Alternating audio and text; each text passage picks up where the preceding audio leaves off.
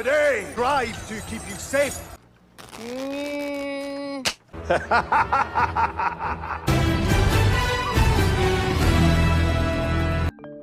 Halo teman-teman, selamat datang kembali di channel Ksatria Berkacu.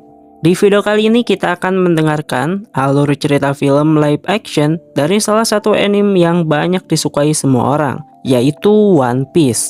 Film ini mengisahkan mengenai petualangan menarik dan sangat seru mengenai pengejaran harta karun yang sangat berharga. Oke, semuanya ada 8 episode dan mari langsung saja kita menuju ke alur ceritanya. Series dibuka dengan memperlihatkan seorang raja bajak laut yang bernama Gold Roger yang akan dijatuhi hukuman mati oleh para marinir angkatan laut karena telah mencuri sekaligus juga telah melawan pemerintah dunia. Terlihat proses eksekusi tersebut disaksikan oleh para penduduk yang penasaran di mana Gold Roger menyembunyikan harta karunnya. Tak lama kemudian, tiba-tiba Roger dihabisi dan dengan sekejap para bajak laut pun mulai berpencar ke segala penjuru untuk mencari harta karun peninggalan Roger.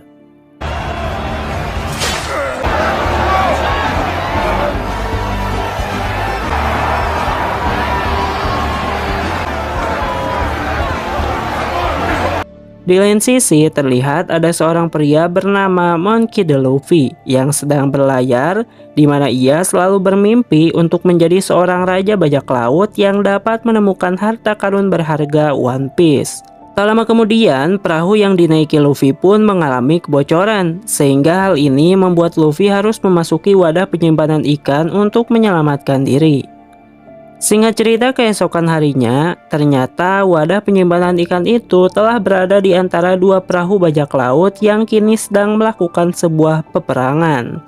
Peperangan itu pun berjalan cukup sengit, hingga akhirnya dimenangkan oleh kelompok bajak laut yang dipimpin oleh Kapten Alvida.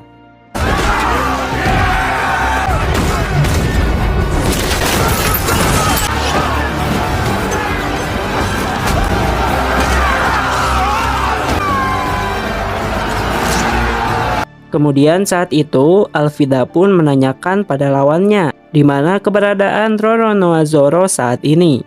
Mereka pun lalu mengatakan jika mereka tidak mengetahuinya. Namun Alvida yang tidak percaya pun langsung menghabisi mereka semua.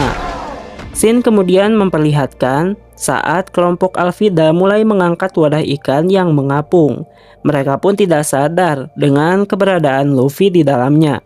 Hingga pada malam harinya, salah satu anak buah Alvida yang bernama Koby melihat wadah penyimpanan itu bergerak sendiri, dan Koby pun mencoba memeriksanya. Setelah kejadian itu, mereka berdua pun mulai berbincang. Salah satunya Koby menceritakan mengenai Alvida, si bajak laut yang sangat kejam. Namun mendengar cerita itu, Luffy sama sekali tidak percaya dan ia seolah tidak takut sama sekali. Tak lama kemudian Luffy pun bertemu dengan Alvida. Mereka pun terlibat cekcok dan ternyata Luffy ini memiliki tubuh seperti karet, di mana tubuhnya bisa dibilang kebal, bahkan tidak mempan setelah mendapatkan tembakan sehingga berhasil membuat Alvida terjatuh dari kapal. Bahkan dengan mudah ia pun dapat menundukkan semua anak buah Alvida.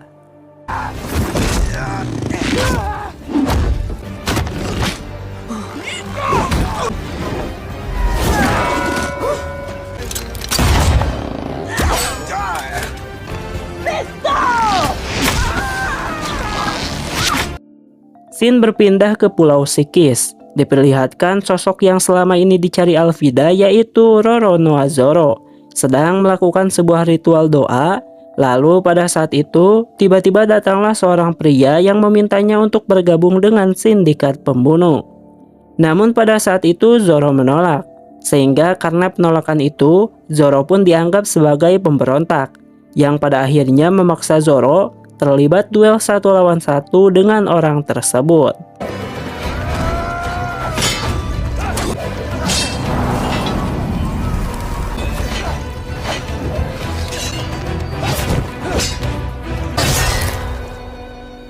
Keesokan harinya, Luffy membawa Koby pergi meninggalkan kapal bajak laut dan membebaskannya dari cengkraman Alvida. Di sana Kobe pun terus kepo mengenai kejadian semalam di mana badan Luffy yang super elastis. Hingga akhirnya Luffy pun mau menceritakan bagaimana asal-usul tubuhnya tersebut. Ternyata saat ia masih kecil, saat itu ia yang baru saja bangun langsung bergegas untuk membantu para bajak laut. Luffy yang saat itu sangat ingin menjadi kru bajak laut pun melukai dirinya sendiri agar dianggap kuat dan dapat meyakinkan kapten bajak laut itu yang bernama Seng agar menerimanya. Setelah melukai wajahnya, Luffy kemudian memasuki sebuah ruangan kapal dan tidak sengaja menemukan sebuah buah yang sangat dilarang, bernama buah iblis Gomu Gomu, dan ia pun memakan buah tersebut. Kemudian suatu hari Luffy kecil pun melihat jika Seng, sosok yang dikaguminya, sedang diganggu oleh para bajak laut lain. Namun di situ Seng malah diam saja. Hal itu pun membuat Luffy sangat marah. Nah, dari peristiwa itulah akhirnya Seng pun tahu jika Luffy telah memakan buah terlarang sehingga tubuhnya menjadi elastis. Kembali ke masa sekarang, saat itu Luffy menjelaskan pada Kobe bahwa ia sedang mencari peta untuk menuju ke Grand Line untuk menemukan harta karun One Piece. Kobe pun memperingatkan Luffy jika hal ini sangat berbahaya. Kemudian, Luffy mengajak Kobe untuk menuju ke pangkalan marinir angkatan laut terdekat. Hal itu ia lakukan untuk mewujudkan cita-cita Kobe menjadi seorang marinir angkatan laut. Sementara setelahnya, Luffy akan melanjutkan pencarian peta. Singkat cerita, mereka pun sampai di pangkalan marinir angkatan laut terdekat, di mana pada saat itu mereka pun memutuskan untuk makan dulu sebelum melanjutkan perjalanan. Namun saat sedang asik-asiknya makan, tiba-tiba datanglah Zoro dengan membawa karung berisi mayat pria yang dia kalahkan sebelumnya. Terlihat juga seorang wanita berambut merah bernama Nami yang kebetulan sedang mencari peta menuju Green Line juga. Awalnya suasana masih terlihat tenang, hingga kemudian seorang pria bernama Helmepo menabrak seorang anak kecil pelayan rumah makan. Pada saat itu Zoro pun menyuruh Helmepo untuk meminta maaf. Namun dengan angkuhnya si Helmepo ini malah menantang Zoro untuk berduel.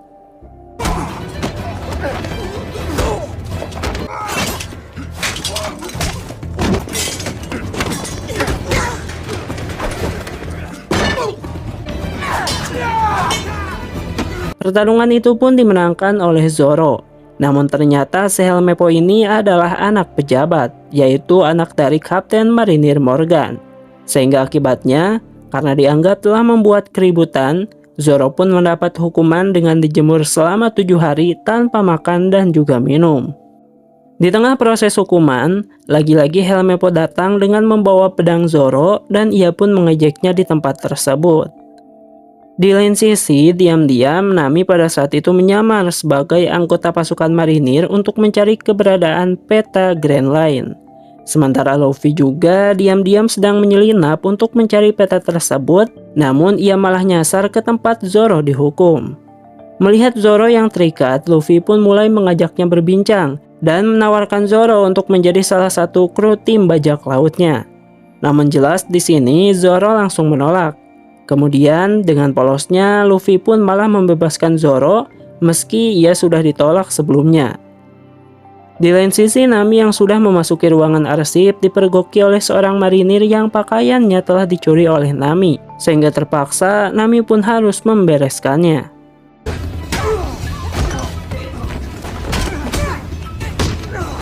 Tak lama berselang, Luffy kemudian juga berhasil memasuki ruangan arsip. Dan konyolnya tanpa takut ia malah berjalan dengan bebas mencari peta dan Nami pun kemudian mengikuti Luffy. Tak lama kemudian mereka pun dihadang oleh Kapten Morgan. Namun dengan cerdiknya Nami pun mengatakan jika ia adalah anggota baru dan saat ini ia sedang membawa seorang pria yang ditangkap karena telah memicu keributan di alun-alun. Untung saja Morgan pun percaya dengan perkataan itu. Sementara di lain sisi, Nami ternyata diam-diam telah berhasil mencuri kunci ruangan Morgan tanpa Morgan sadari sedikit pun. Singkat cerita, Morgan yang telah tiba di sebuah ruangan, ia pun sadar jika dua orang tadi merupakan penyusup setelah melihat dua marinirnya tumbang di tempat tersebut. Ia pun langsung menghidupkan alarm dan memerintahkan agar Nami dan Luffy segera menyerahkan diri. Luffy dan Nami yang pada saat itu telah menemukan sebuah peti yang mereka cari langsung panik. Dan seketika para marinir pun mengejar mereka semua.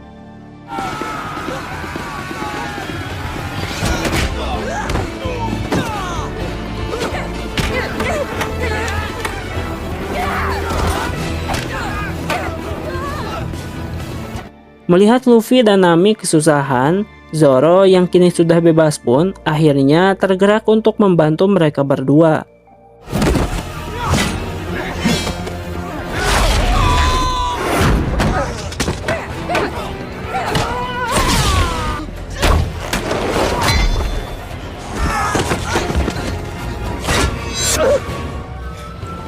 Setelah berhasil mengalahkan para marinir tersebut, mereka pun segera pergi dengan membawa peti yang berhasil mereka curi. Namun tak lama kemudian, tiba-tiba mereka dihentikan oleh Helmeppo.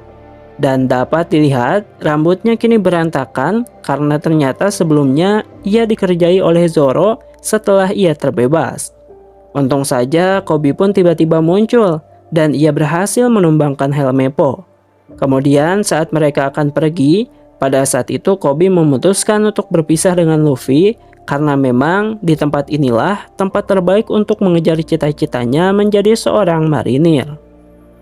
Singkat cerita, Nami, Zoro, dan Luffy pun pergi bersama-sama. Mereka yang dulu tidak saling kenal terpaksa kini bersatu. Apalagi saat ini mereka sudah menjadi buronan setelah melakukan penyerangan dan pencurian peti rahasia di ruangan Morgan. Di lain sisi, kita diperlihatkan seorang bapak-bapak bernama Garp. Ia yang pada saat itu sudah mengetahui jika peta menuju Green Line sudah berhasil dicuri, langsung memerintahkan anak buahnya untuk merubah haluan kapal menuju ke Sea Stone. Singkat cerita, malam harinya setelah berusaha seharian, Nami berhasil membuka peti tersebut dan mereka menemukan peta yang mereka cari selama ini ada di dalamnya.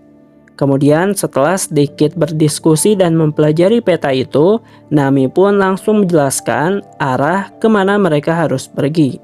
Namun tiba-tiba muncullah cahaya suar disertai kepulan asap beracun yang membuat mereka tidak sadarkan diri. Untung saja di detik-detik akhir kesadarannya, Luffy pun berhasil menelan peta itu untuk mengamankannya. Setelah mereka semua sadar dan peti dibuka, ternyata mereka kini sudah berada di tengah ruangan pertunjukan dengan para penonton yang bisa dibilang terpaksa menonton mereka karena para penonton itu juga ternyata adalah para sandera. Kemudian datanglah Kapten Bajak Laut, yaitu seorang badut yang bernama Bagi. Ia nampak marah karena mengetahui mereka bertiga telah mendahului kelompoknya mengambil peta Green Line. Ia juga menjelaskan jika dia dan kelompoknya adalah bajak laut yang paling ditakuti. Dirinya lah yang ditakdirkan untuk menemukan harta karun One Piece, lalu akan menjadi seorang raja. Bagi lalu mengancam akan menghabisi mereka bertiga jika mereka tidak mau menyerahkan peta yang berhasil mereka curi itu. Nami pun pada saat itu mencoba untuk kabur, namun sesampainya di luar ia hanya bisa bengong setelah melihat kalau seisi kota sudah dihancurkan oleh kelompok Bagi, dan seketika ia pun kembali bisa ditangkap.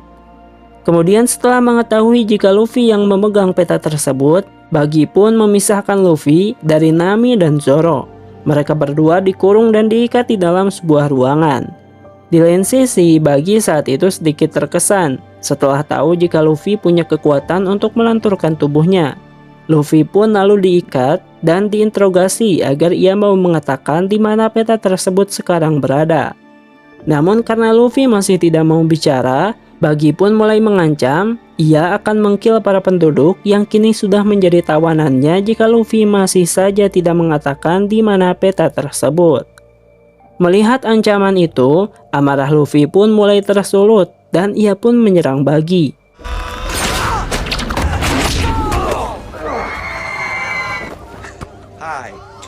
Namun ternyata Bagi juga memiliki kekuatan ajaib, di mana ia bisa memisahkan tubuhnya seperti ini. Di mana kekuatannya ini ia peroleh setelah berhasil memakan buah iblis bara-bara. Di lain sisi, Nami dan Zoro yang sedang berusaha membebaskan diri didatangi oleh anak buah Buggy. Ia saat itu nampak kesal melihat Zoro karena ternyata Zoro adalah pembunuh bayaran yang sering mengkill para bajak laut dan termasuk kakak dari anak buah Buggy tersebut. Namun hal ini pun mudah saja mereka atasi dan mereka berdua pun berhasil terbebas. Di lain sisi, Koby ternyata kini telah menjadi seorang marinir. Namun saat itu ia terkejut saat Morgan membawa Garp ke tengah-tengah mereka. Hingga kemudian Helmeppo memberitahu jika Garp adalah orang yang dulu pernah menangkap Gold Dredger dan membawanya ke sini. Garp yang mengetahui jika Koby adalah temannya Luffy segera membawa Koby ke sebuah ruangan. Ia pun menjelaskan siapa Luffy sebenarnya dan mengajak Koby untuk pergi mencari Luffy agar Luffy bisa diadili seadil-adilnya. Kemudian setelah itu, Garp juga menghukum Morgan karena ia telah gagal menjaga peta rahasia itu dan proses hukuman pun disaksikan oleh anaknya Helmeppo. Scene berpindah pada 10 tahun yang lalu saat kelompok Seng bertarung dengan kelompok pengkhianat sebelumnya. Namun Seng tidak sadar kalau pemimpin jahat tersebut telah menculik Luffy. Luffy pun dibawa pergi menggunakan perahu kecil. Namun di tengah lautan itu, perahu mereka pun diserang oleh sesosok monster. Untung saja saat itu Seng berhasil menyelamatkan Luffy, meskipun ia kini harus kehilangan sebelah tangannya karena serangan monster tersebut. Kembali ke masa sekarang, karena belum juga berhasil membuat Luffy bicara, Buggy kini mencoba mengurung Luffy dalam sebuah akuarium dan diisi oleh air. Ia pun mengancam akan menenggelamkan Luffy hidup-hidup jika ia masih juga belum mengatakan di mana peta tersebut berada.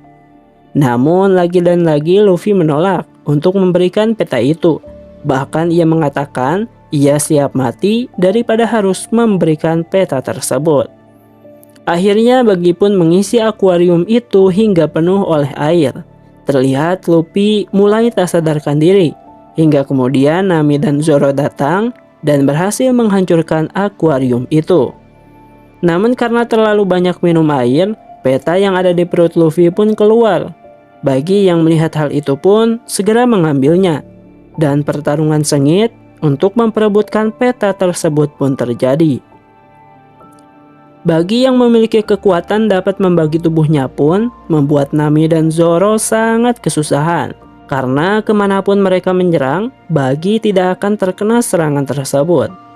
Kemudian saat Buggy merusak topi jerami milik Luffy yang ternyata itu adalah hadiah dari Seng, membuat Luffy sangat marah. Ia pun menyuruh Nami membuka sebuah peti dan memasukkan potongan tubuh Buggy ke dalamnya, sehingga tubuhnya menjadi seperti kurcaci.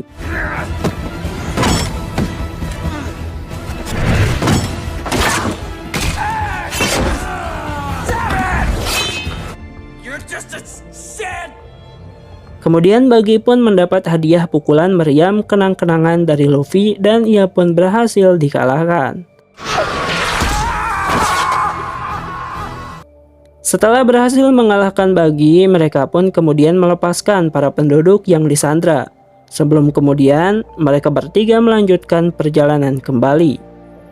Singkat cerita, mereka pun melanjutkan perjalanan dan di tengah perjalanan itu Nami menawarkan untuk memperbaiki topi jerami milik Luffy.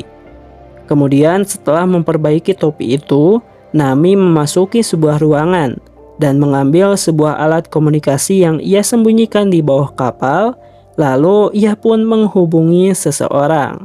Nah, siapakah orang yang dihubungi oleh Nami tersebut? Next kita lihat di part kedua.